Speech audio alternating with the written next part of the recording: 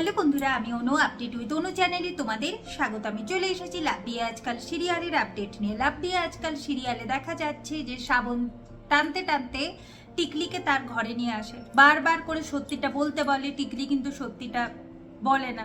তবে শ্রাবণ তো ধরে ফেলেছে যে রোহিণী নিরপরাধ, সে কোনো দোষ করেনি। এইটা হচ্ছে নতুন মা আর টিকলির চাল। তাই নতুন মা প্রথমে ভেবেছিল যে হাতটাকে সে সরাতে পারেনি, টিকলিকে কাজে লাগিয়েছে। তাই যখন আমি পুলিশের নাম করছিলাম তখন নতুন মা বলছিল যে এর ফল আমাকে ভুগতে হবে। তখনই আমি ব্যাপারটা বুঝে গেছি যে নতুন মা নিজে করবে না, কারণ সে হচ্ছে ধুরন্ধর চালাক। তাই সে টিকলিকে এই ব্যাপারে কাজে লাগিয়েছে।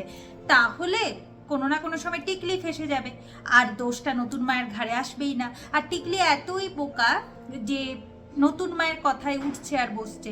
বারবার করে শ্রাবণ বলছে যে নতুন মায়ের ফাঁদে পা না দিতে, টিকলি দিয়েই ফেলেছে। ওদের প্ল্যান ছিল যে এই হারটা চুরি করিয়ে শ্রাবণ আর ওমের মধ্যে ঝামেলা বাঁধাবে। ওম আর শ্রাবণকে বিশ্বাস করবে না, ভালোবাসবে না, এইসব ভেবেছিল। কিন্তু হলো উল্টোটা, তারা কিছুই করতে পারলো না। সব নিয়ে যখন একটু শ্রাবণ শাসন করছিল, ওম সেই সময় ঘরে ঢোকে, আর টিকলি যেই ওমকে দেখে দিয়ে সে আবার নাটক শুরু করে দেয়, মানে অভিনয়, কান্নাকাটি করতে থাকে যে সে নিরপরাধ, তাকে শুধুই দোষ দেওয়া হচ্ছে।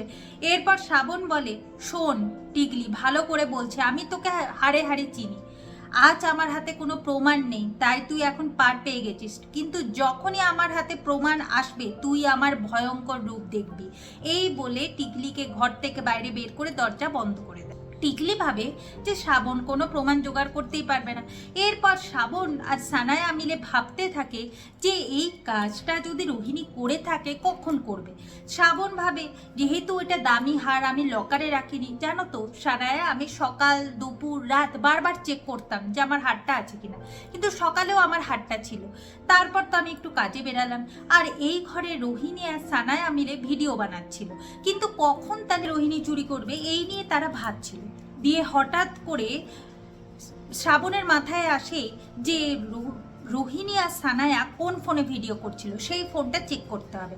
এরপর রোহিণীর ফোনটা চেক করা হয়, তাতে দেখা যায় যে টিকলি হারটাকে চুরি করে নিয়ে আসে, দিয়ে দরজা বন্ধ করে, দিয়ে রোহিণীর শাড়ির মধ্যে রেখে আলমারিতে ঢুকিয়ে দেয়।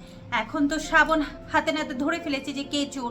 এরপর সে টিকলিকে নিয়ে টানতে টানতে দিদির কাছে যায় আর খুব মারতে থাকে, আর দিদিকেও ভিডিওটা দেখায়।